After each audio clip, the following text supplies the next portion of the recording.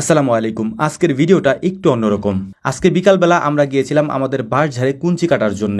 এখানে সচরাচর তেমন কেউ আসে না, আমরা মাঝে মাঝে এখান থেকে বাঁশ কেটে নিয়ে যাই বা কুঞ্চি লাগলে এখান থেকে এসে আমরা কেটে নিয়ে যাই। এই বাঁশঝাড়ের এখানেই আমাদের পারিবারিক কবরস্থান। এই কবরস্থানের পাশেই অপোজিটে আরেকটা কবরস্থান আছে যেটা অনেক বড়।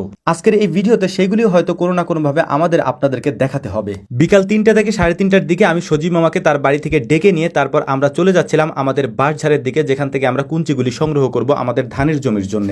আমি আগেই বলেছি সচরাচর এই বাগানে বা এই বাঁশঝাড়ের কাছে কেউ আসে না, যদি কোনো প্রয়োজন থাকে সেক্ষেত্রেই আসা হয়, কারণ এখানে যাদের বাঁশঝাড়গুলি আছে তারাই এখানে আসে। আর এখানে আমাদের বাঁশঝাড় আছে এবং পাশে আরো অন্য লোকেরও বাঁশঝাড় আছে, তারা কাজ থাকলে এখানে আসে, তবে বেশিরভাগ সময়ই আমাদেরই এখানে সব থেকে বেশি আসা হয়। প্রথমেই বলেছি এখানে দুইটা কবরস্থান আছে, একটা কবরস্থান আমাদের পারিবারিক কবরস্থান, আরেকটা কবরস্থান সকলের জন্য তৈরি করা হয়েছে। এটা আমাদের কবরস্থানের একেবারে পাশেই, তবে ওই কবরস্থানটা আমাদের থেকে অনেক বড়। কুঞ্চিগুলি আমরা কেটে নিচ্ছিলাম কেন সেটাও হয়তো ভিডিও শেষের দিকে আমরা ইনশাল্লাহ আপনাদেরকে দেখাবো। তো এখানে আমরা ওই কুঞ্চিগুলি কাটার পাশাপাশি আমরা ভেতরে চলে গিয়েছিলাম এটা দেখার জন্য যে এখানে পুরাতন কয়েকটা কবর রয়েছে। সচরাচর আমাদের কবরস্থানের পাশে যে কবরস্থানটা রয়েছে বড় এবং পুরাতন, সেই কবরস্থানে তেমন কেউ আসে না প্রয়োজন ছাড়া, যে যদিও এই কবরস্থানের মধ্যে কারো তেমন একটা প্রয়োজন থাকেও না, তবে আমার এখানে প্রায় আসা হয় এবং আমি এই কবরগুলিকে দেখি। এই কবরগুলি আমি অনেক আগে থেকে দেখেছি এবং এই কবরগুলির মধ্যে যাদের নাম লেখা রয়েছে তারা অনেকেই আমাদের এই গ্রামেরই মানুষ, কারণ এখানে আমাদের গ্রামের নাম লেখা রয়েছে। এর পাশাপাশি যেসব পদবিগুলি দেওয়া আছে এগুলি আমাদের বাড়ির আশেপাশের পদবিগুলি দেওয়া রয়েছে। এখন যে কবরের নাম ফলক আমি পরিষ্কার করছিলাম, এই কবরটা আজ থেকে প্রায় 100 বছর আগের একটা কবর। এই কবরে যাকে শায়িত করা হয়েছে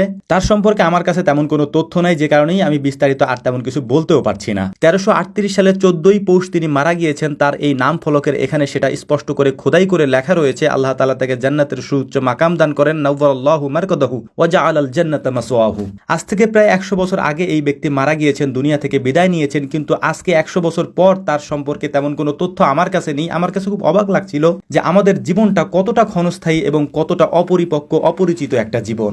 এত নাম যশ খ্যাতি কোনো কিছুই থাকবে না আজকে যদি আমি মারা যাই, কালকে আমাকে কেউই চিনবে না, পরশু হয়তো আস্তে আস্তে করে মানুষ ভুলতে শুরু করবে। এখানে যারা মারা গিয়েছেন তাদের নাম ফলক থাকার কারণে আজকে 100 বছর পরেও হয়তো আমাদের এই প্রজন্ম তাদেরকে খুঁজে বের করেছে তারা কে বা তারা কারা কবে মারা গিয়েছে। যদি এটা না করা হতো তাহলে হয়তো মাটির সাথে ওই কবরগুলি মিশে যেত, আমরা হয়তো খবরও পেতাম না, আমরা জানতামও না যে এখানে কারো কবর ছিল কিনা। তো যাই হোক, এখানে আমরা কেন গিয়েছিলাম সেটা ভিডিওর শুরুতেই বলেছি। আমরা কুঞ্চি আনার জন্য গিয়েছিলাম। এই কুঞ্চিগুলি আমরা আমাদের ধানের জমিগুলির মধ্যে দিয়ে তারপর এই জায়গাগুলির মধ্যে পলিথিন দিয়ে দিচ্ছিলাম। এটার দুইটা কারণ। একটা কারণ হচ্ছে এই কুঞ্চিগুলির উপরে পাখিগুলি বসে তারপর এখানে যে পোকাগুলি আছে ধানের মধ্যে ওই পোকাগুলিকে ওরা খাবে, ওদের বসার জন্যই মূলত এটা আমরা করেছি। এর পাশাপাশি পলিথিনটা দেওয়ার কারণ হচ্ছে বাতাসে যখন পলিথিন ওড়ে তখন এর আশেপাশ থেকে ইঁদুরগুলি সরে যায়, ধানের মধ্যে ইঁদুর আসে না এবং ইঁদুরে ধান কাটে না। সন্ধ্যা হয়ে যাওয়ার কারণে আমরা সবগুলি জমিতে এটা দিতে পারিনি, তবে প্রায় জমিতে আমরা দিয়েছি অল্প অল্প করে। আগামীকালকে ইনশাআল্লাহ পরিপূর্ণভাবে এই জমিগুলির মধ্যে আমরা কুঞ্চি গেড়ে দিয়ে তারপর এই পলিথিনগুলি বেঁধে দেবো ইনশাআল্লাহ। ভিডিও শেষে আপনাদের কাছে একটা অনুরোধ থাকবে, আপনাদের যাদেরই প্রিয়জন মারা গিয়েছে, আত্মীয় স্বজন মারা গিয়েছে, অনুগ্রহপূর্বক তাদের কবরের কাছে যান, তাদের জন্য একটু দোয়া করেন, তাদের জন্য আল্লাহ তাআলার কাছে ক্ষমা প্রার্থনা করেন, এটা আপনাদের কাছে তারা চায়।